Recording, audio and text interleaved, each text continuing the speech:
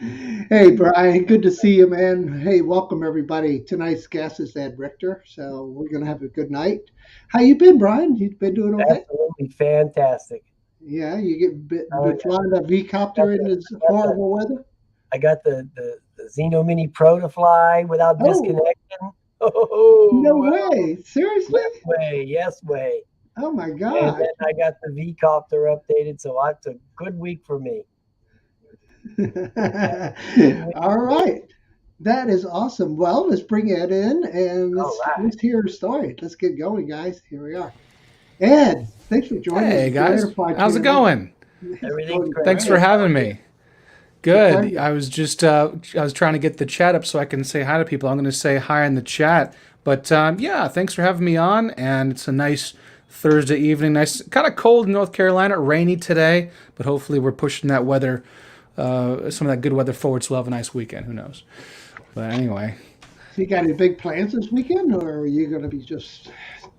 I do. So, Oh, good. of all things, I'm going to see Sean Oz in Colorado. No So way. we're You going to gonna be bring doing a board? some drone flying. So you know Sean Oz on Oh yeah, YouTube, and everybody knows he him. does lots of snowboard stuff, drone stuff, action cam, especially like 360 cam videos. Right? And so it seems like at this point it's an annual trip. I went there for the first time in 2020 with Kelly of Ready Set Drone as well, and then last year I went alone with just visiting Sean, and then today, this weekend I'll be going again, and so this will be my third time snowboarding.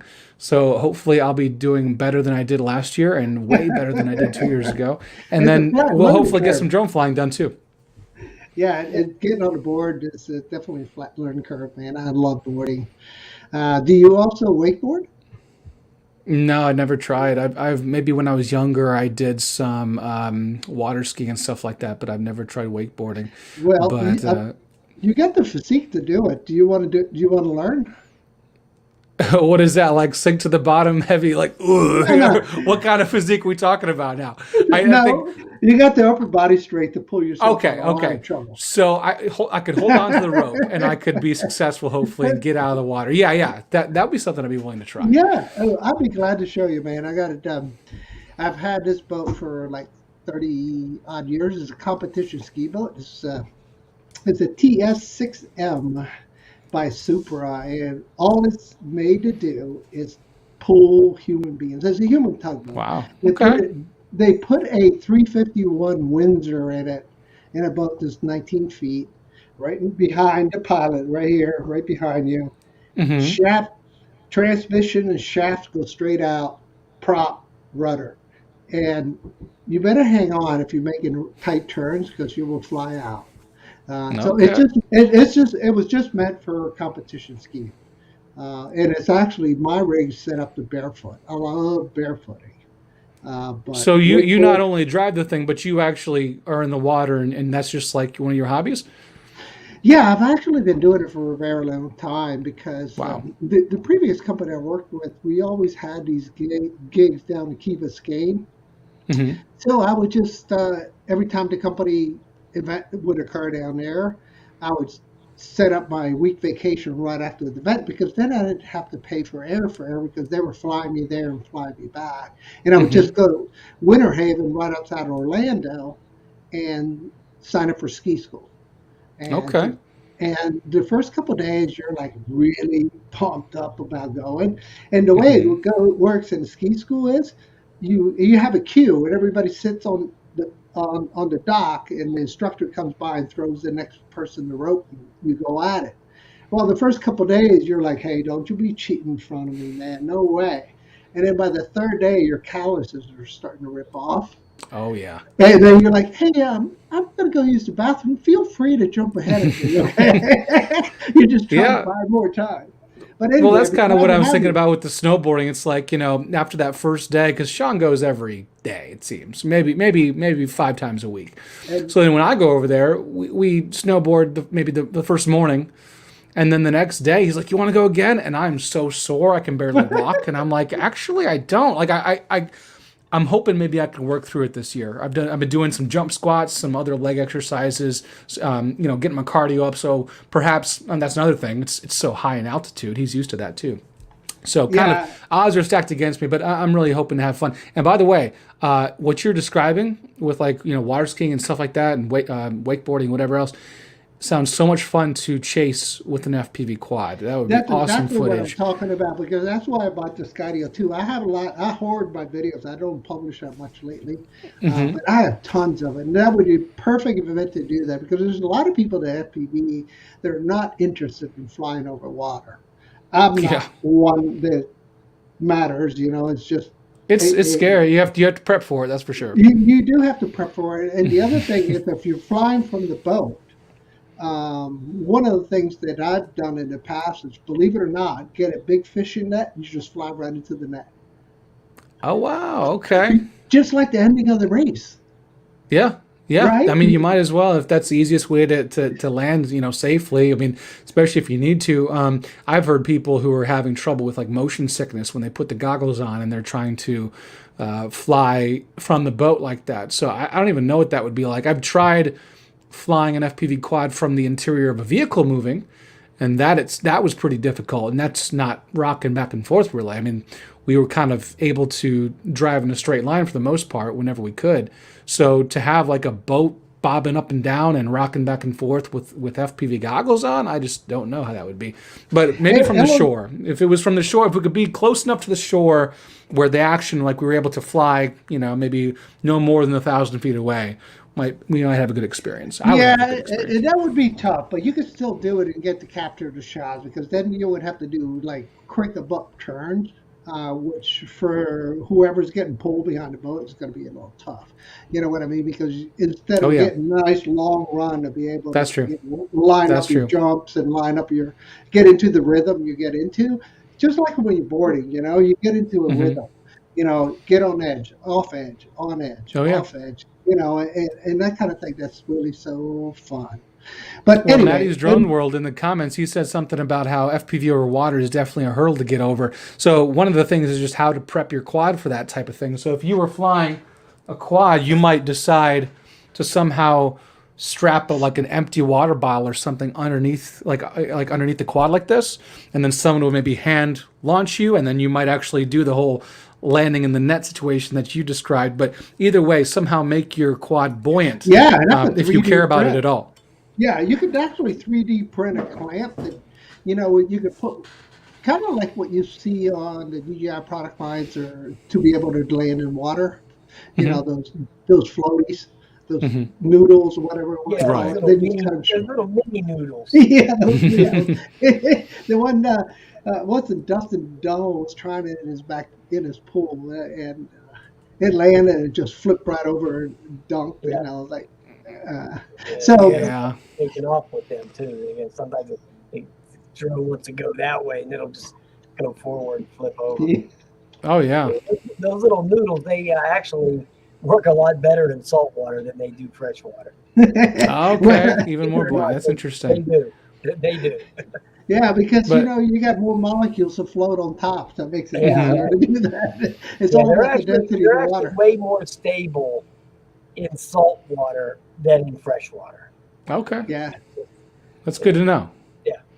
So Yeah, well, it sounds fun. I'd be glad to set something up for the summer. We'll do it because I'm retired now. And one of the things that I worked for another company out of Mountain View, California, and they would give you a 6 week sabbatical every 4 years.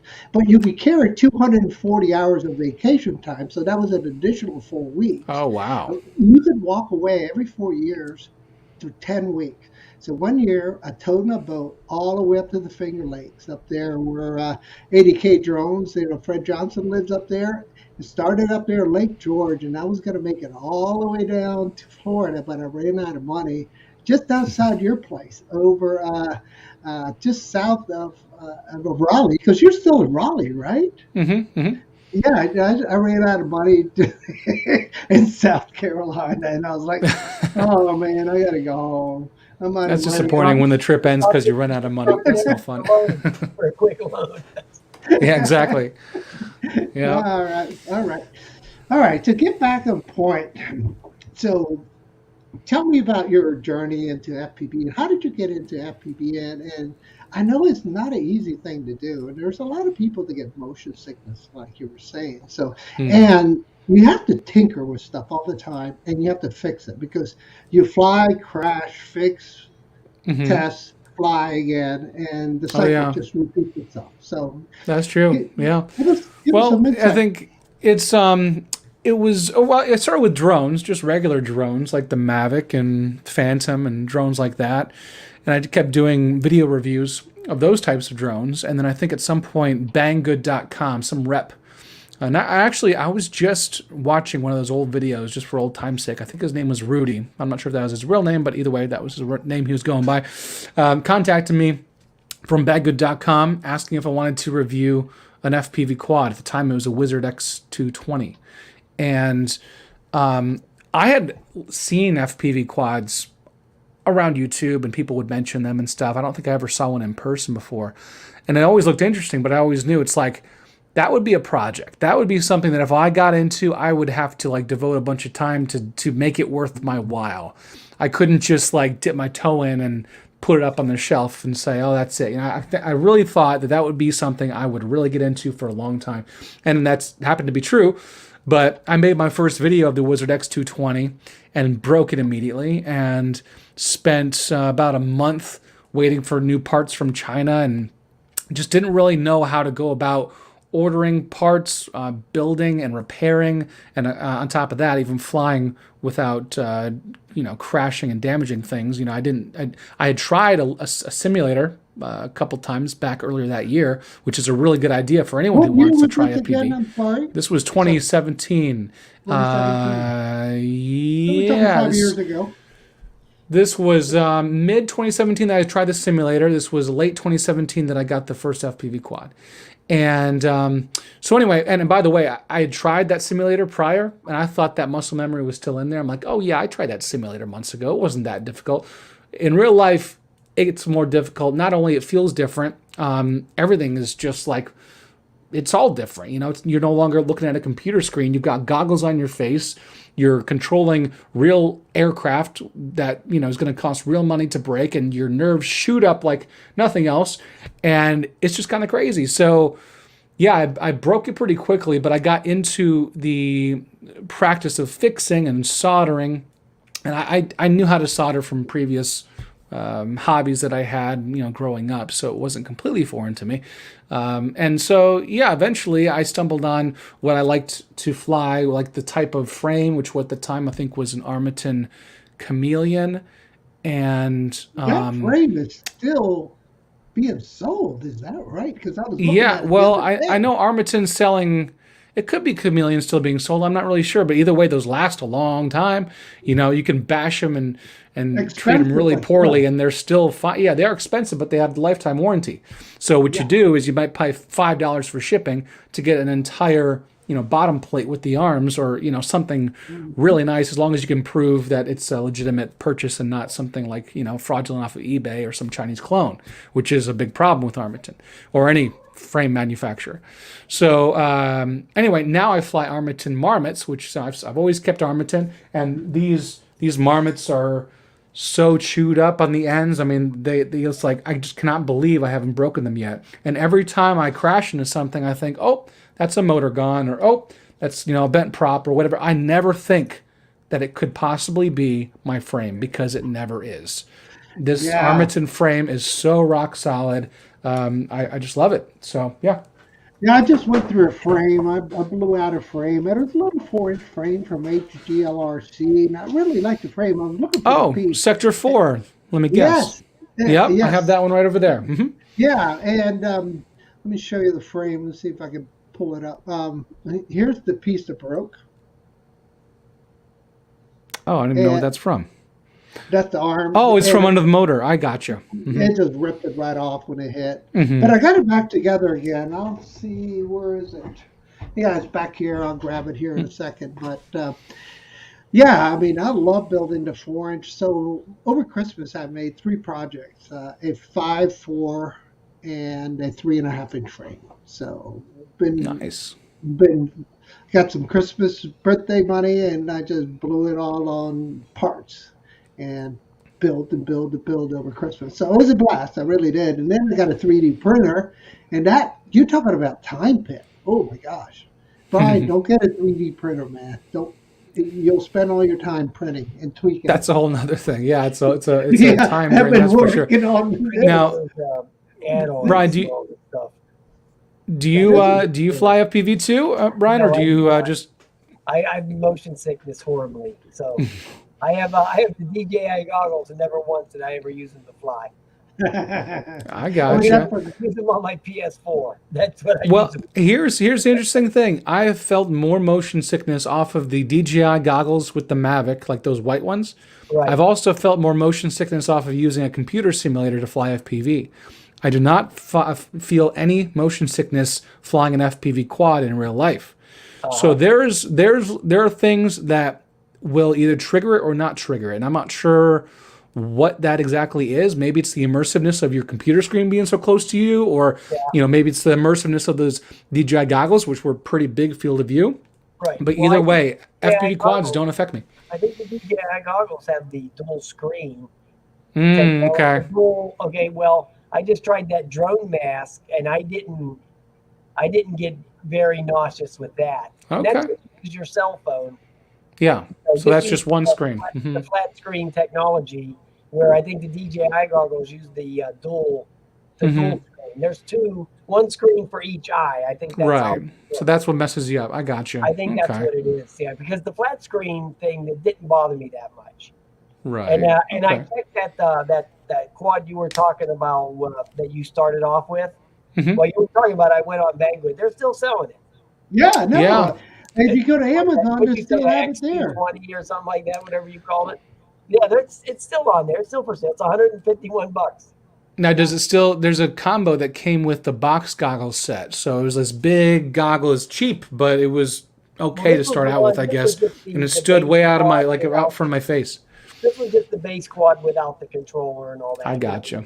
Actually, that's the controller right here. It's right out of frame, but that's the old one. And I always thought it'd be kind of cool to rebuild my Wizard X220 back into working shape with my old radio and see just what I was getting into back in the day and how poorly or unpoorly it flies. I'm guessing poorly, but it would be kind of cool because I do have the old X220 frame. It's still in one piece, so that'd be kind of fun one day if I actually have free time. You don't happen to have that 8-motor thing laying around back there, do you? Yeah, it's this thing. Yeah, we wanted to take a look at that. I did anyway. Yeah. I show this off. I was sharing my screen. Let me switch back. Oh, go ahead. I was gonna. All right. All right. That's the V-copter, right? Or something like the V-copter. Knock off around already, Ed. Look at that. The LYZRC L100, and you can see it right now. There it is. Yeah. So they're really doing a bunch of different designs like that. That's interesting. Yeah, it's 2.7 camera. I'm sure that camera's crappy as heck. Oh, I'm sure it is. This might be good. What was the price of it, by the way? I missed the price. Oh, yeah, okay. Yeah, right. The guts of this thing might be worth putting into a VTOL plane. You buy this thing and pull the guts out and put it on a VTOL plane. That'd be kind of cool, yeah.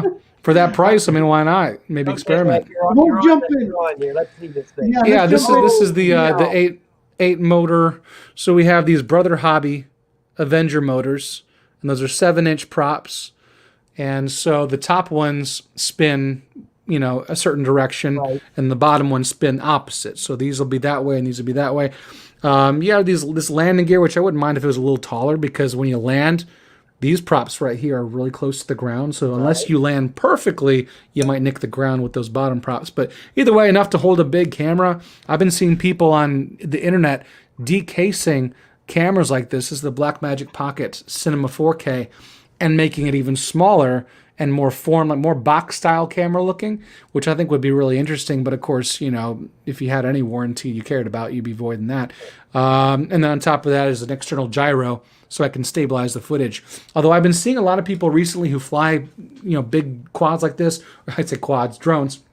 It's not a quad, octocopter, with a big camera like this. They're not seeming to be using any stabilization on the camera.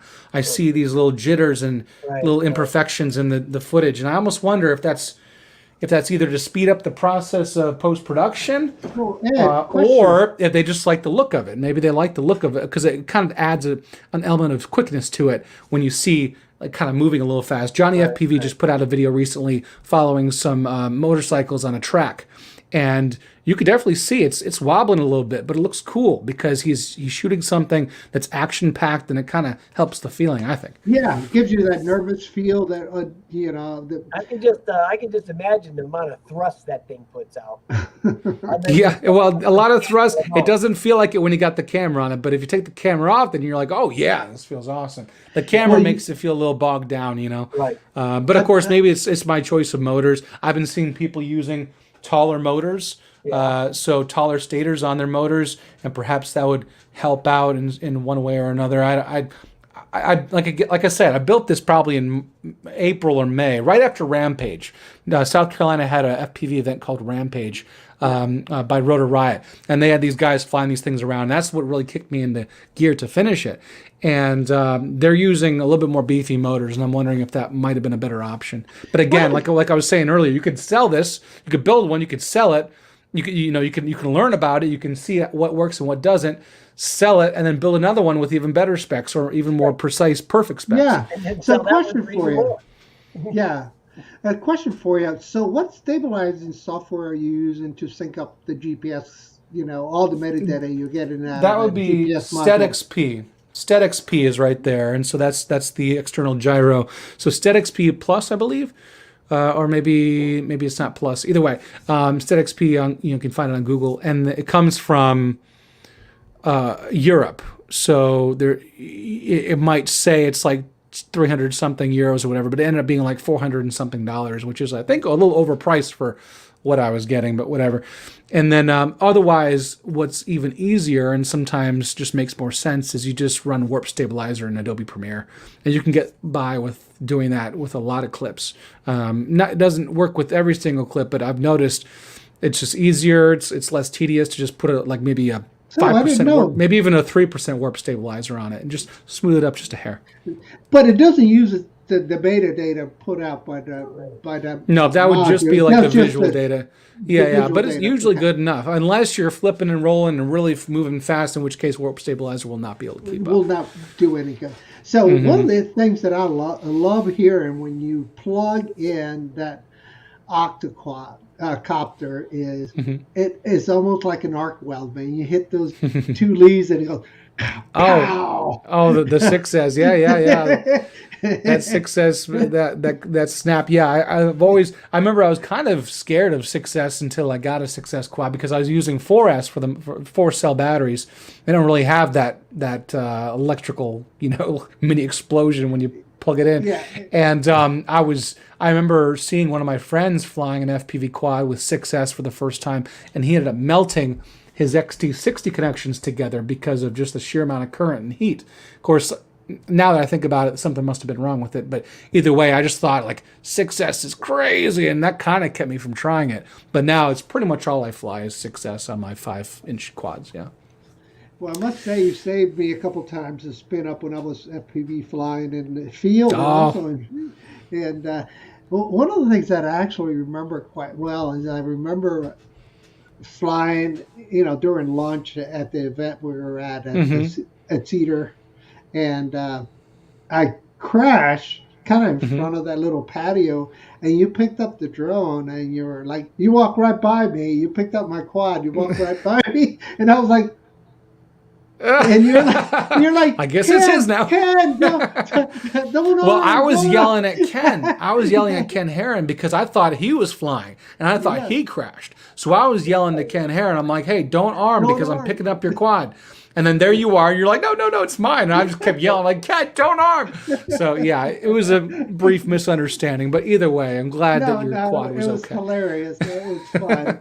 And then the other time was that I was getting ready to chew up my, I think it was it's got a VTX antenna because I had been a prop. As soon as I turned armed, and you're like, unarmed, and you got a bed prop. So thanks for doing that. I appreciate that.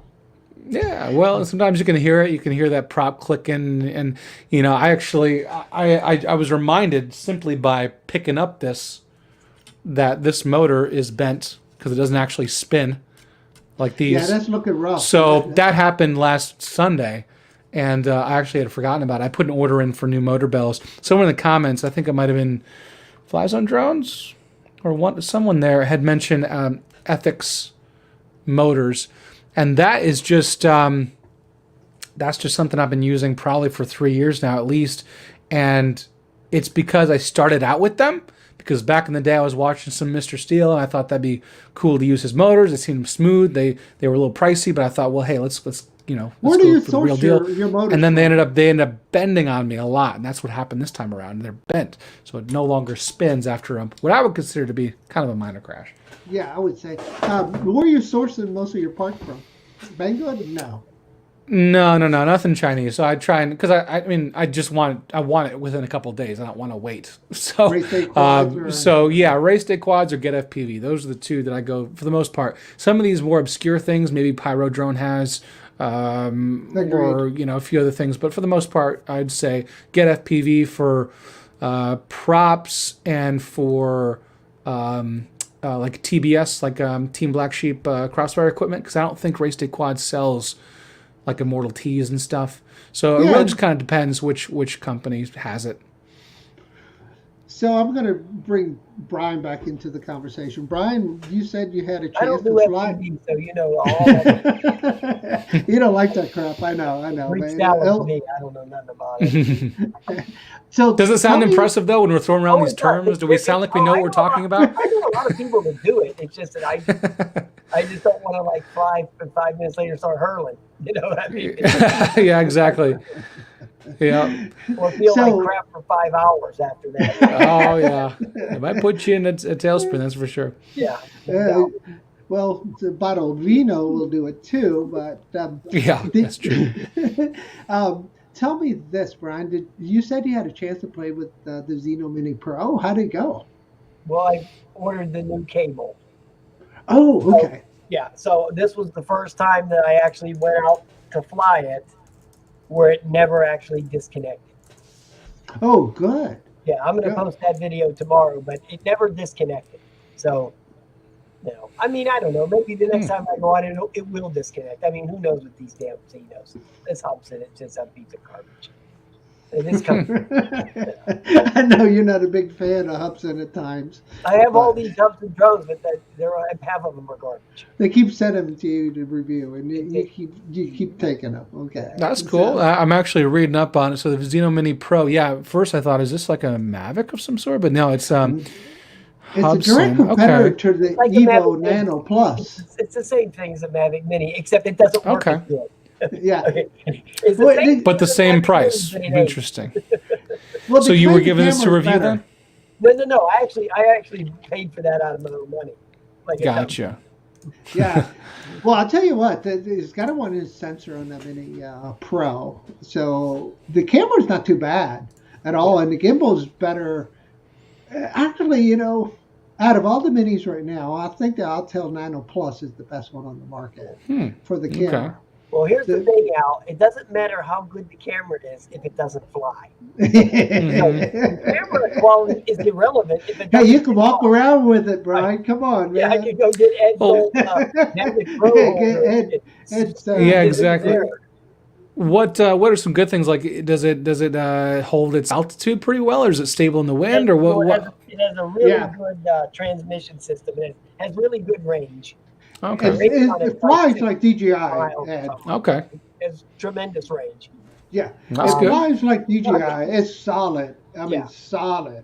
But Brian has got one of these really touchy USB things, and every time he breathes on that USB port, that cable breaks. And he disconnects. Marcus has had the same issue with disconnections. I've had no such issue at all. I did discover the jello in my Altel Nano Plus this week, but they released new firmware to give you 24 frames a second capabilities, and my Nano Plus is exhibiting. You have to really look hard at to see the jello. You know what I mean? Okay. You're looking at a building with a bunch of windows, and then you see the windows like shaking a little bit on you, you know. But you're looking, It's Right. not like it's not a toy quality Jello. Right. I mean, a lot of people, your average people, they probably wouldn't even notice it. No, it's It not a would have been B1 F7, right, Brian? Oh yeah, that's it. Yeah, Brian they sent me that too, man. I was like, oh crap, here we go. yeah, that thing had so much Jello it had make Bill Cosby proud. It's crazy. So, so you're thinking about building another octoquad? I mean, octocopter? Yeah, I mean, I think, well, in a perfect world, I would have to, because the main reason why you'd build something like that is to be hired to take professional quality FPV footage for somebody that is better than what a GoPro could do. But then when you think about flying a drone, especially, I mean, I wouldn't go to a drone shoot for a realtor, or something like this, some small thing, without having a backup in my vehicle, because if you crash like a Mavic Pro, let's say you have the Mavic 3. Well, let's just talk about what I do. I come with a Mavic 3. I also come with my Air 2S. So the Air 2S is the backup to the Mavic 3. If I crash the Mavic 3, I'm not out of the drone and the job. Right. I'm able to finish the job, go home, and then, repair the Mavic 3 or whatever happens to be, but I'm not going home without finishing the job and getting paid. So that's what would be the case here. It's like you really kind of need two to go to a job and get hired with any amount of confidence while you're flying. Right. And so in that case, it's like, do I want to sink more money into a second one? Or do I want to sell this one, make some cash, build another, sell it, make some cash, maybe build a couple, and then finally, maybe in a year from now or something, be ready to, with some money that I've saved up at that point, to get two finally and keep two, and then start this whole FPV business with this big honking thing. So that might be the option I'm thinking about, and I'm actually pretty close to putting this up on sale. I'm just not exactly sure where. I'm not sure if the camera is going to come with it, because the camera would be a nice bonus. Then you say, hey, it flies. This is all you need. This is literally everything. The camera, the quad, the case, the tuning, the beta flight. Like, it's all set up for you. So that there is benefit to that. Yeah, there is benefit to that. But we'll just have to see. I will tell you that. It's very impressive looking. Yeah, I mean, so with everything, I could probably sell it for $5,000 with the case and the batteries. I mean, that'd be a nice little payday for myself, assuming, because I didn't build it for that much. Yeah. Yeah, agreed. So, guys, I'm going to do some administrative stuff. So, a lot of people in the chat, don't forget to hit that like button. Don't forget to visit Ed Richter's channel and Brian's channel and my channel. Video up today about a controller, so everybody go check it out. Yeah. Okay, don't forget, Ed just released a video today, too, so don't forget to go look at that. And Brian, you're going to be releasing one. I'm going to be releasing a video this week about my initial impressions of the Untitled Nano Plus. And the video, I love it. But, once you get down to the nitty-gritty back in the studio and you're looking at the video and you're looking at these things, like I just mentioned earlier, with a little bit of the jello going on, then then you have to come up with that second, with further investigations. Here's what I've been seeing with this Nano Plus, and if I punch in, you'll be able to see what I'm talking about with the jello, blah blah blah. So that'll be the follow-up video that I'm going on. But yeah, guys, check out Ed's channel, man. You'll love it if you haven't already. Thank you, appreciate that. Yeah, my most recent video is this thing right here, the TX16S by Radio Master. Let me enlarge it so we can see it. Put that back up there. There it is. It's a nice little shot. What are the things that jump out at you, Ed, that you like about it? Well, I like the fact that it has internal USB-C charging right there. So you can charge the battery with USB-C. It has really nice feeling gimbals. They're not clicky. So if I move around the center part with this, I'm right by the microphone, you don't really hear too much of that clickiness that you would hear with maybe the jumper or the Tranus or whatever else we got up here. I can flash Edge TX with. Now, I mean, Edge TX is like the operating system of a radio, similar to what OpenTX is. This ships with OpenTX. Edge TX is actually much better, and it enables the touchscreen. So that's the weird thing. When you buy this, and it's running OpenTX as default, the touchscreen doesn't work. But once you flash it to EdgeTX, the touchscreen does work. So figure that out. The reason is, I guess, OpenTX doesn't have their latest version out yet, and they're kind of dragging their feet. So I think their last update was OpenTX 2.3 something something back in like July. And so we're waiting for 2.4 to enable the touchscreen. And that's how they even market this thing. Like, with OpenTX 2.4, you'll have a touchscreen. But they're not giving us that. So just go to EdgeTX, flash EdgeTX 2.6, and boom, you have a touchscreen all of a sudden. So that's really cool. Let's see, a few other little tiny things like the menu and the selection buttons and everything feel really nice. The antenna here, 2.4 gigahertz, that's going to the internal multi-protocol module that is not removable. And at first I thought, oh, I wish that was removable. But then I remember I lost my Jumper TX, T16 Pro antenna like a year and a half ago because it was removable. So maybe it's good it's not removable. And just a few other things like that. Small little improvements over really the Jumper T16, which it kind of came from. And I'm really enjoying it at this point. So that's what I've been using the last maybe 3 or 4 weeks now.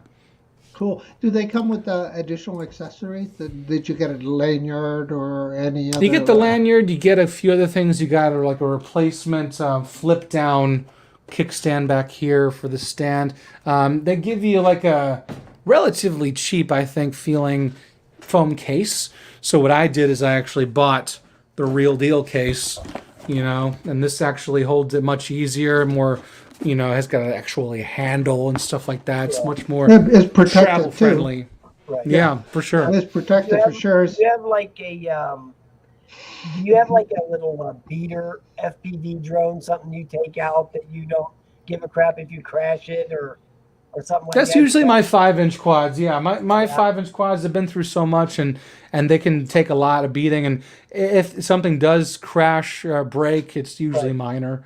So I mean, this is the original DJI Air unit from probably September 2019, and this has been crashed literally 500 times. I'm sure. I'm sure I've crashed it 500 times. Now every time. Oh yeah, and so you might think 500, that's a lot. Well, no, I probably crash 10, 15 times every time I go out to fly. Like, it just happens.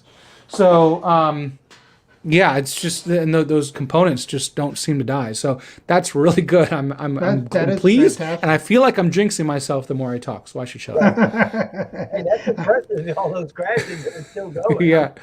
I'm impressed. Well, I mean, not everything has survived, but I mean, like, the drone as it is has survived, Yeah, well, the case. Yeah. Talking about components. All right, so what is your favorite flight controller do you like to use? I know we were talking a little bit about this backstage. Yeah, I think the Maytech F7 HD, F722 HD, I believe is what I use on most of mine. That sounds familiar. Might be the SE version, but either way, it plugs like directly into DJI FPV, if I recall. Yeah, it's got the DJI. There's a harness, or if there's not a harness, there's one reason why I got it. Maybe the pads, because if you're using a 6-cell battery with the DJI Air unit, you're going to fry the DJI Air unit if you're soldering it directly to the battery voltage. So you need to have some sort of like 9-volt 2-amp pad to power the DJI PV system off of, and that might have been why I chose that flight controller. Again, it's been a long time. It's held up, so I can't exactly remember why. But then the steel motors, just because that was what I started with, and that's what I kept buying, and now it's like it's kind of difficult to even remember why I started with that in the first place. Props. HQ V2S, I believe, and then I use a GoPro 8 mount. And then some sort of ESCs that I've taped over, for protection. So I don't even remember what they are. Now, when I 3D printed this guy here, to use my external phone microphone. Yeah. And it looks like you 3D printed that part on yours. Also. Yeah, I 3D printed that. I 3D printed the antenna mount in the back, so that's a 3D print right back there. Yeah, I like that configuration up and down at like 20, 30 degrees. Yeah. And then like this guy, my 7-inch, These are all 3D prints. These came with it, but this one I actually replaced. That's a 3D print. These are 3D prints for the antenna. So yeah, it's really nice to have a 3D printer because anything you're missing in the frame or that you need to kind of replace or that you think of that you want to add, you can use that. By the way, this is a little addition I did just last night, a GPS module on the top. On top of the GoPro. I used to have a GPS module, and then actually at Spin Up, I ended up cutting the wires of it by accident, and Ken Herron was there to witness that. These bi-blade props got caught up in it. And so I couldn't find the right wiring for it, so I ended up just stealing the GPS module from this quad and putting it on this one for Sean's trip, for the trip to see Sean, because if I'm flying in the mountains, I want to have a GPS module with a nice home arrow and stuff like that to get me back if I need to. I don't want to be flying in the Colorado mountains without some sort of GPS. I agree. In a place you keep don't my know. bearings. What kind of motors you're using on that 7-incher? Emax Eco 2. Oh, okay. So they look like the iFlight Zines for some reason. Okay, no. It was unified bell, you know. So what are these? 2807s. What kV?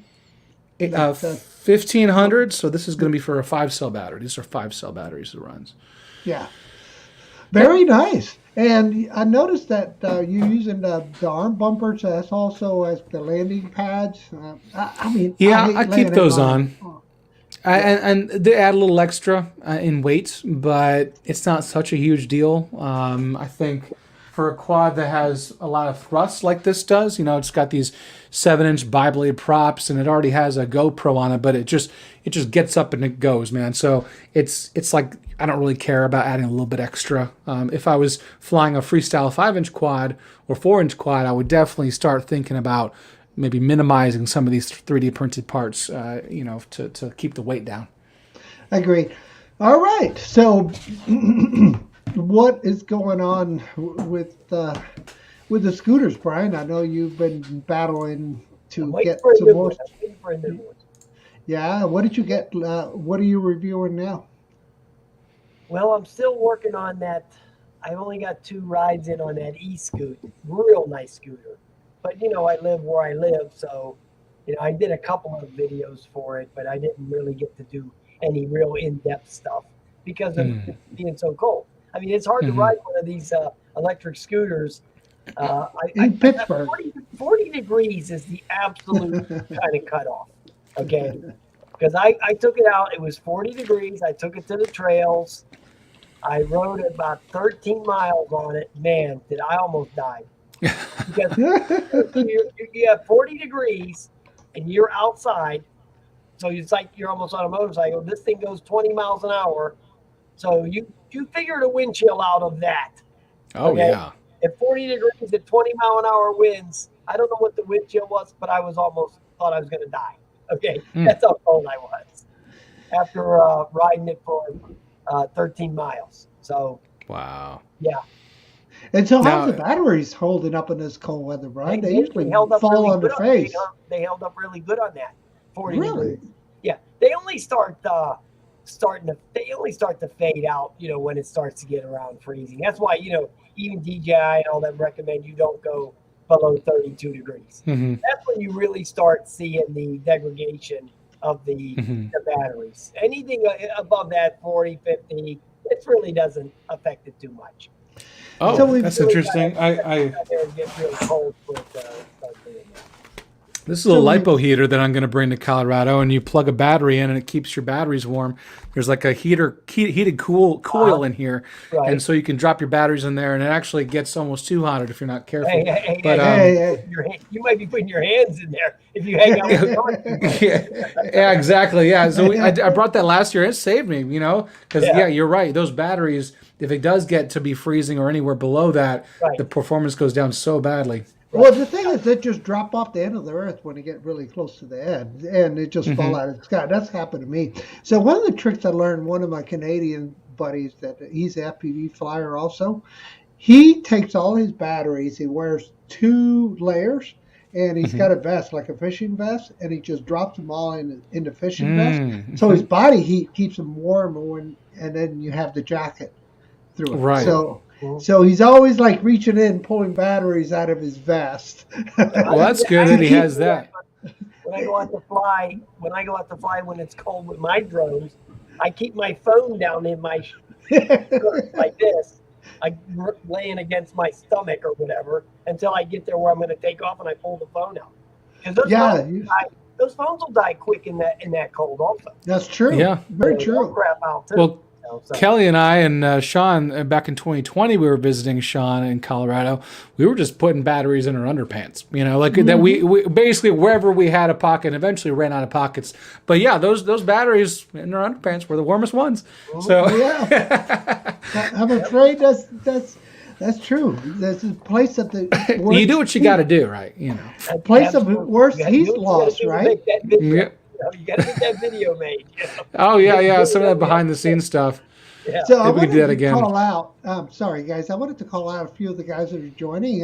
Marcus, Idaho Quadcopter, Big Water UAV has joined us, and of course we have Lone Star UAV. Kai joined us. So thanks for dropping by. Johnny Drone Flyers here, and yeah. So we got a decent crowd here. And thanks for coming by, Chris, Sunrise Water Media. And the list goes on and on. I apologize if I missed some of you guys, but thanks for coming by, guys.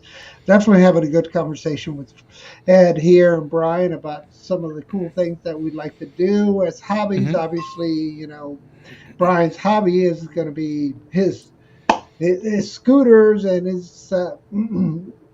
What else are you doing? You're doing your camera drones. You're using your scooters. What other things you're getting into, Brian? I do the bikes too. I do the electric bikes. The e-bikes, that's but the right. scooters are just so much more fun. Hey, Ed, have you tried one of these electric scooters yet?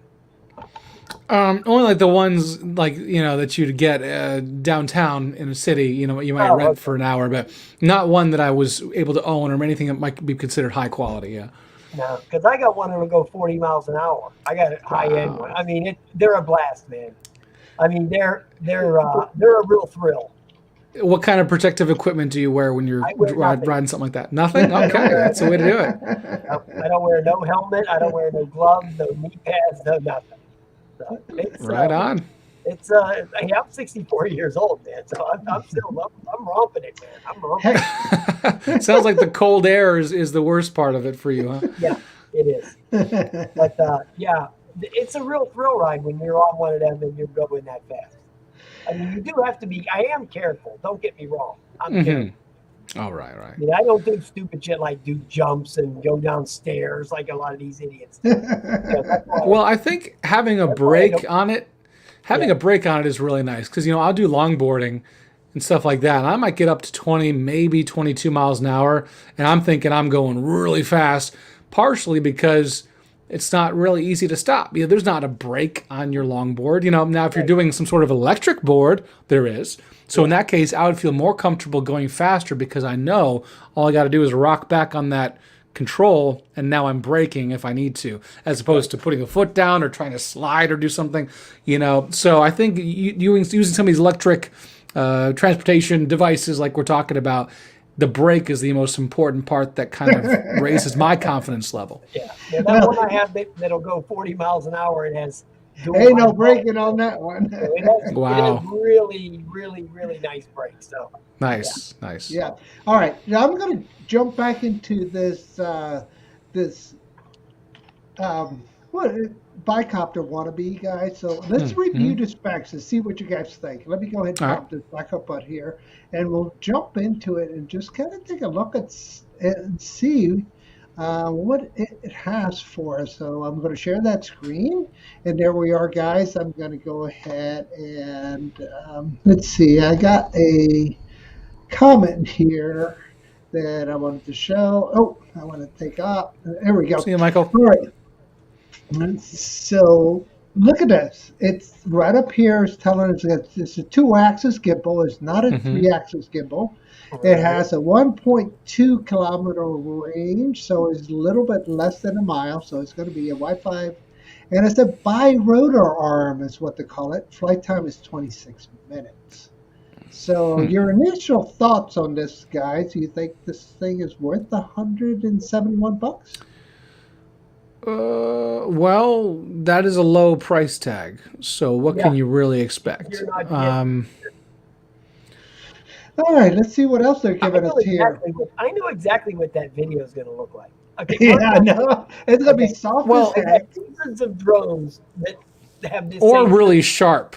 It might Yeah, be overly sharp too. I've seen some of these like cameras that boast, certain resolutions. They just look so sharp they're kind of like almost sandpapery with the yeah, texture. But I yeah, see the two-axis EIS safe self-stabilizing. So two-axis, I'm assuming it's like moving up and down like that, right? But yes, It then, and doesn't is there have. a roll too? Yeah, it's Because got then a EIS would roll. mean electric image stabilization. right. Well, it So does there's, the EIS for the would be the 3 axis. That's the way the S mm, Park did it. The ES Park mm, had the 2 axis gimbal, but it was the third axis. It used the EIS for the third axis. Yeah, That's so how we they. got the That's how it works. pitch. We got the pitch of the roll. No, it looks like they don't have any other yaw mm-hmm. stabilized. So that's what it looks like from the view in I that gotcha. picture. Let's see what else they're showing. I know everybody sees everything different. Brian, is this fold very similar to the bicopter now? No, yeah. The design is the same. It's just but the specs are way below the one I have. Absolutely, and the price point's like 5 times less. Oh Well, yeah. yeah, it is. Yeah. That's what Oh, scares me. they're I've always still been one to extremely. say if a drone is that cheap, no matter what it says it can do, it's a red flag to me. And so I usually skip over stuff like that because it's like, like with a lot of things, if you go too cheap, it becomes like you'll have to buy another thing to Right. replace it because it's so bad. Yeah, So yeah. you really want to buy a quality drone to begin with. It might be a little expensive sometimes, but it's like you want to be happy with it. So I would be afraid at this price point that I would not be happy I with this drone. right. I guarantee you they sell a lot of these because the Oh, price I point guarantee the that price too. point of the V copter is so stiff. The Mm-hmm. $1,300 price point for that thing is so high that Mm-hmm. people are just going to naturally go, oh well, maybe I can make this one work pretty good or something. There's got to be a middle price. There's got to be something in the middle. Not yet, Not because the V yeah, copter was the first, and this is the first clone that I've seen. Is this thing? yeah. Yeah, I've been keeping my eye out on this company because I knew this was coming out. I was trying to get one, but I wasn't able to procure one. But notice the props too. Uh, they're in the. You got two little screws on top. It looks like. Let me zoom in a little bit. Take a look. Yeah, I think that's what they have. Well, Where's those props the go? Hero Yeah. Zero, they're coming out with a mini version of the V copter. Oh, that's right. They are, Yeah, aren't you? I've already seen it fly, so I mean I know they're coming out with it. Yeah, you see the screws? This look like it's so it's going to be a small little sucker from Right, the looks of Mhm. it. right. So it's not very big. It's probably a lot smaller than what the pictures make it out to be. Yeah, let's see if we can get down to the physical specs all the way to the bottom, weight and all that jazz. And that's going to tell us a lot of time. Real-time transmission, 5G imaging transmission, whatever that means. What does that mean? 5G image transmission. 5 gigahertz, so 5 point something gigahertz, and The that's what Wi-Fi? Yeah. Okay. Well, it depends how Wi-Fi is coming from your phone to. So, is there a controller with? I wasn't paying attention. Is there a controller that's associated with this, or are you flying directly from your phone? No, it has Let's find out. Let's find a out. controller. I seen the controller on it. So, You seen the it controller? could be 2.4 from your phone to the controller, and then And then from your 5G. controller to the drone could be 5. But I don't like that, by the way. I'd rather have a solid USB connection like every DJI drone, most DJI drones anyway. I don't like this Wi-Fi control because it's latent and it drops out. Hardwire USB control from the phone to the controller is always preferred for me. Yeah, So they absolutely. got the other gimmicky stuff here that you see, guys. You see the gestures for I hate picture gestures. started. No, I know. I hate that And gesture. then they're showing the phone here. They don't show the controller either. I seen the controller with it on another video. Wait, Okay. no, that wasn't. I had a promotion. I had a promotion video for this thing I posted on my YouTube channel. The guy had a controller. They were Okay. Wow. So think about the price of that controller is like what, $20 then? I mean, like it's like if it has a controller, then it's gotten even cheaper in my eyes, you know, because then you have to split the cost of 2 devices now. Right. Yeah. Yep. So it's going to be one of those novelty items that you could probably purchase it for your channel and get a lot of hits. I would say if there was a company that came out with a middle price of like $600 or $700, something in the middle range, you know, you could get the market that couldn't quite afford the V-Copter but still wanted the type of drone. I think that might be something we could look at. But yeah, anything sub 200 is like red flag. Yeah, and if it has any kind of capabilities with the camera, it'd be nice, right? But it looks like it's a novel try here, and it's definitely going to be a novelty that you could purchase, but I just don't see it being a big time. Brian, do you think it's going to sell? Oh yeah, no doubt. No doubt. It'll sell. Guarantee it. Guarantee it. Guarantee All right. it. People will buy So you're going to buy it? No. I'm going to wait to see somebody else buy it and make a video about it. I'll go in halves with you. You use it first, and then you give it back. Give it to me next. Let's just say he didn't bite it. He didn't bite on that one, man. Let's just say if a company reached out to me, if this company said, Ed, we'll give this to you for free to check out, I would probably delete the email. I probably would. I wouldn't necessarily give this one a try. I think we need to find something a little bit better. I don't want to be disappointed in, and I don't try to review things that I have a sense aren't going to be good. And the last time I reviewed something like that was the Wingsland S6. Oh, it was a 4K drone that was very disappointing. I had thoughts and reservations when I said yes to the person who was sending it to me to review. And lo and behold, I hated it. And I took it apart on camera and just basically ripped it apart just to see what was inside of it. Wingsland S6. Oh, I had 2 of them.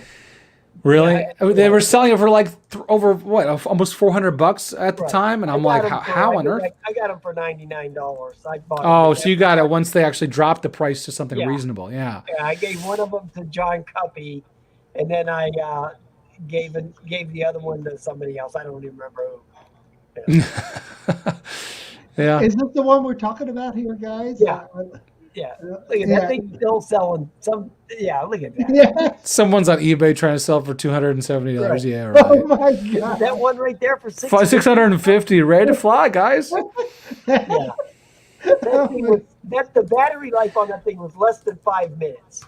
Oh my God. Now you go to Walmart, you can buy the Wingsland S6 for $84. Yeah. And that might be okay for like. Well, okay. I was going to say for like your little 5-year-old, but that could be dangerous.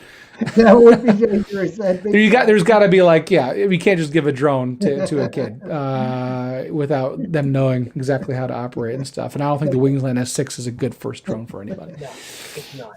It's not even worth $86, Ed. Well, Yeah, it might be good to shoot at. So let's maybe bring a shotgun, buy a couple Wingsland S6 on eBay used for like $40 each, and then make a video of you just trying to shoot something out of the sky. How about taking it out with your quad? If it's your own drone, now wait a second. If it's your own drone you're shooting out of the sky, that's not a federal offense, right? No. If you're the one shooting your own drone, Right. yeah. Okay, cool. Right, better yet, just take your racing FPV quad and try to slam into it and take it out. That's true. That would be kind of cool. All right, we're coming up to the hour mark, right? So we're going to do the shameless promotions pitch from each one of us. Brian, you got anything shameless promotions? No, I have a scooter coming. I don't know when it's getting here. And now that the weather's going to go in the tank for the next 2 weeks again, now I'm going to be kind of grounded. So. Yeah, you've had a rough winter this year, I It's been must a bad say. winter here. It's been real bad. So. Yeah, you got the ice storms coming tonight, and 3 inches of snow. Ed, what's going on with you? Any shameless promotions you want to? I know your video just released. I wouldn't. Say Check out my Radio Master video. So that's most recent, and then after I get back from Colorado, I should have lots of snowboard footage and mountain footage like I did last time. And then early April, so April 1st, 2nd, and 3rd, there is an FPV Festival in North Carolina. Now, I'm sad to say that I think tickets have been sold out, but there is a waiting list in case anyone drops out. So, I mean, if you are interested in going, it's in central North Carolina, about an hour south of Raleigh. And it's just an FPV Fest at a fun, awesome location. So it's called Team Drone Adventures, Team Drone FPV Adventures Fest. I think I said that right. But you can Google that if you're interested. Team Drone Adventures FPV Fest in Little River Sounds Golf nice. Course. The location. So that's what I'll be there for. I'll be there to help out because it's being run by people I know. It's a local thing to me, so I will be part of the staff as well. And that's what I'm looking forward to. And just maybe a few more videos on YouTube as more products get released. Looking forward to that. Great. Too. So on my end here, definitely going to be releasing that Untitled Nano Plus initial impressions video this weekend, and also got a bunch of new drone builds, 3.5, 4, and 5-inch builds that I did. I need to release those, and also the comparison of backpacks. Which backpacks I've been using like 3 backpacks for about 2.5 years heavily, and they all have different uses, right? One for the camera GPS drones, and then another one for the FPV drones, and another one for the camera equipment.